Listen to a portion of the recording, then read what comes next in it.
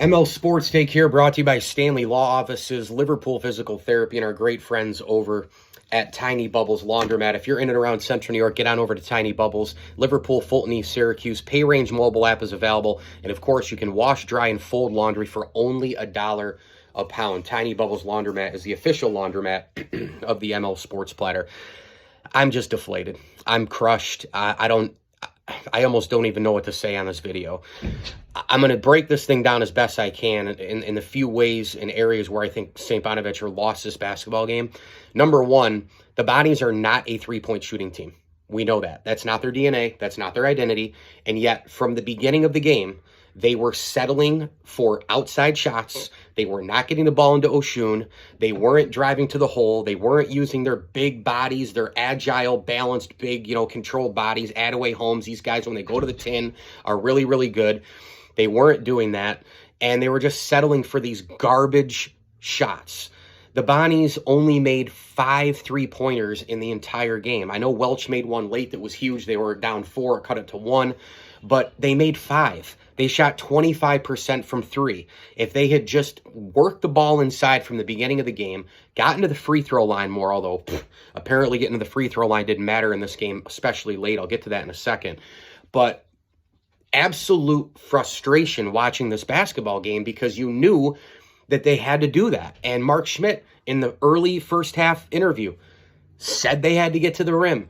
What are they doing? They're settling for all of these horrible three-point shots, these horrible jump shots. And then in the meantime, in the first half, I thought Okoro really kept St. Louis in the game. He had some unbelievable points in the paint and was bodying down, and it was really, really good. The Bonnies, another problem too, is not only did they settle for the jump shots, but a lot of them were long rebounds that they didn't get to, or they didn't rebound and box out close in. They got out-rebounded 40-31. It felt like 50-31. They got absolutely trounced on the boards. The Bonnies had 3 guys with double figures. Adaway with 18. He was the best player on the floor. Welch, best player on the floor for the Bonnies anyway. 14 points for Welch, 10 for Lofton. But Holmes just did not have a good game. He only had 4 points. And then Oshun, he didn't score his 6 points until late. Another big problem, of course, was that St. Bonaventure, in the other 2 games this year, they played St. Louis very well and won both games.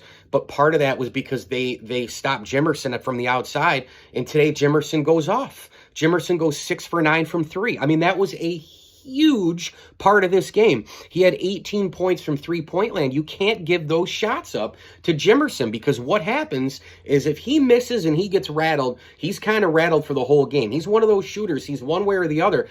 They let him in, couple of quick threes, boom, and he was hot, and he was 6 and 9, and the confidence was flowing.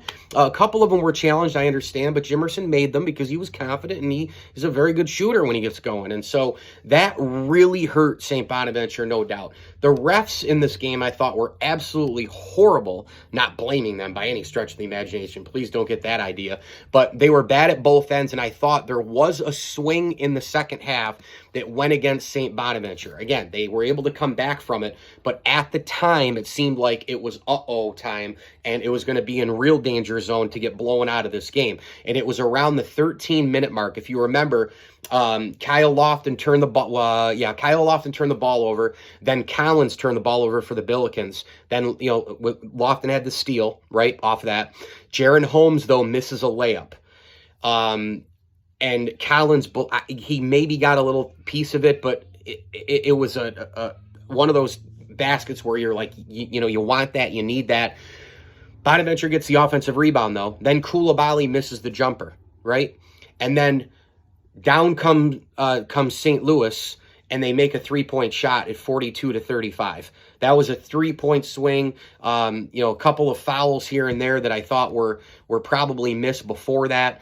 The refs, in this game, I thought that they missed, a bunch of stuff down low, for sure. And then also another big point of the game was Adaway makes the 3-pointer, cuts it to 47-40. And then, you had the foul on Lofton. You had the horrible charge there. That was kind of one of the parts that I wanted to get to. Lofton put his hand out, And here's the thing with the block charge thing. Even though the refs never can figure out what a block is and what a charge is, with the offensive player, if the defensive player is moving, okay, in 9 out of 10 times, it's going to be absolutely a block. But in the case that the offensive player, throws the elbow, dives, drops the shoulder, pushes off with the hand, whatever, it doesn't matter what happens with the defender because you're forcing the issue and it's an offensive foul. I didn't think Lofton did that with his hand. I thought he put it up and it was just enough there. And to not call that, if anything, I thought a block or a no call, but they call the foul on Lofton. Then he had to play hesitant basketball, which really hurt the Bonnies. That was a big time swing in this game because then he can't defend Collins, and then they had to switch off. Now, Holmes did a nice job on him, but that wasn't the idea for St. Bonaventure. They wanted to have Lofton on him the entire game, and then Lofton gave up some cheapies inside because he couldn't foul. He didn't get out on shooters because he couldn't foul. So very, very frustrating. Then we move to the end of the game. I mean, I started feeling kind of good when Oshun, makes the layup to go up 53-52. First of all, Welch made the three, 52-51. I talked about that earlier. Oshun then makes a layup after Jimerson turns the ball over, okay? And it's 53-52. The Bonnies take the lead. And you're like, okay, finally. Oshun's got points. That's been the missing thing. Then Jimerson hits the three. And it's basically a nip and tuck. Then Lofton misses a layup. Oshun comes in, makes a follow, 56-55. And you're starting to feel really good. And back and forth they go, right? Like Jaron Holmes had the block. You had Collins miss the three off the Holmes block. You had all sorts of things going on. It was chaos at both sides. Rebounds, layups, this and that and the other thing. St. Louis calls a timeout. Collins misses the jumper. They get another rebound. Then they miss a layup. Then another rebound. Then they miss a layup. And then another rebound. And then Jimerson makes a three-pointer at 57-56. But still, Bonnies with the last possession. I'm feeling okay. I think they can maybe get this thing done if they go to the rim. Well, guess what? They end up getting bailed out on the ultimate bailout, one of the most incredible bailouts you will ever see in college basketball. When the ball is fluttering all over the place, very rarely do you see that called, where the players go up for it and then you have a follow-up shot, right? And maybe there's contact. There was a little bit of contact for sure. Probably didn't warrant a foul call, and Lofton still got the foul call. He still got it with an opportunity to make 2 free throws and win the basketball game. And he goes to the foul line and misses both. And that is brutal. It's the most brutal way to end your career. I mean, I'm assuming all these guys won't run it back because they have pro aspirations. They got to, they want to go make money. But this group, they had wonderful careers. There's no doubt about it.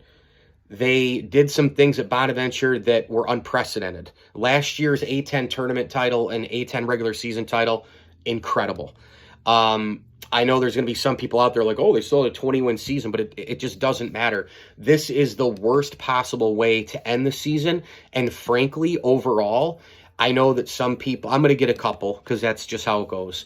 But the reality of the situation is this was a disappointing season. Let's not sugarcoat this. Let's not hide it. They ended the year with 9 losses, okay? That's the bottom line. We did not expect that, okay? They lost at home at the time to Northern Iowa. Not a good situation, right? I mean, I know Northern Iowa, was really good in the Missouri Valley, won their league and all that, but the Bonnies being a ranked team and all that, you cannot lose that game. You just can't lose that game. They got blown out at George Mason, right? This team in games on neutral floors against UConn and Virginia Tech lost by double digits to UConn, felt like more than 10, and then they got their doors blown off against Virginia Tech. They weren't even in the game against the Hokies. Those were games that we went into the year thinking maybe they can split those because the Bonnies are that good. They got blown out in both of them. This season was brutal. I know that they came on strong. A lot of those teams are bad. Obviously, the 2 St. Louis wins were great, but UMass is no good. St. Joe's is no good. Fordham's terrible. The St. Louis wins were nice. The Richmond win was nice. But this overall was just a devastating season. It's crushing. It's heartbreaking. I did not want to see these guys go out this way. If they had lost today, not missing free throws in the end, putting a little bit more effort and going to the tin and just losing that way, okay. But you lose on free throws. I just, you're almost lost for words here. And, you know, again, I don't expect any of these guys to come back. They had unbelievable careers. They gave us a ton of memories. I'm so grateful for all of them. They'll go down in Bona lore in their own ways. But this particular season is not a part of that, in my opinion. I mean, you had everybody coming back this year. You had guys transfer into your program. You were ranked at the beginning of the year. You know, you win the Charleston Classic. For God's sakes, they beat Boise State, Clemson, Marquette. You get all this national exposure, all the big-time TV games on ESPN and the like. And this is how the season ends. So it's just incredibly, incredibly disappointing. Thank you at the end of the day to Lofton, Oshun, Welch, Attaway, and Holmes. Again, assuming that they don't come back. Great careers, appreciate everything, but you have to look at a small sample size of their career, and you just can't hide it. This team disappointed this season. They underachieved. The goal is to get back to the NCAA tournament. They had everybody coming back. The national ranking, and they just didn't get it done. That's all there is to it. So I wish all those guys well if they do move on. Mike Lindsley with you here. It's an ML Sports Take. The Bonnies fall 57-56 in heartbreaking fashion. I picked this to be a one-point game, but Bonaventure to win it. Go figure. Brutal. Thanks for watching. ML Sports Platter, of course. Go get it. Download, subscribe to my show anywhere you get podcasts on your smartphone device. And this video here is brought to you by our great friends over at Welch & Company Jewelers, Brian Comboy of Mass Mutual, New York State, and the Syracuse Fitness Store. Please like this video. Please subscribe to my channel. As I always tell you, oh, you know what? Before I tell you to enjoy the games, thank you all here. To all of you for watching these videos, for supporting me, for sharing them. I can't thank Skip Connors enough. I can't thank Kevin Cleary enough, Matt Motika enough. All you guys out there, Mark, John Hayes, all you guys. I'm not, you know, I'm forgetting a few people, but you know who you are out there. Dan Davidson, my sophomore year roommate. Thank you from the bottom of my heart for following and supporting me on both the podcast side and here on the YouTube videos, all a part of the ML Sports Platter. Now I'll say it. As I always tell you, enjoy the games.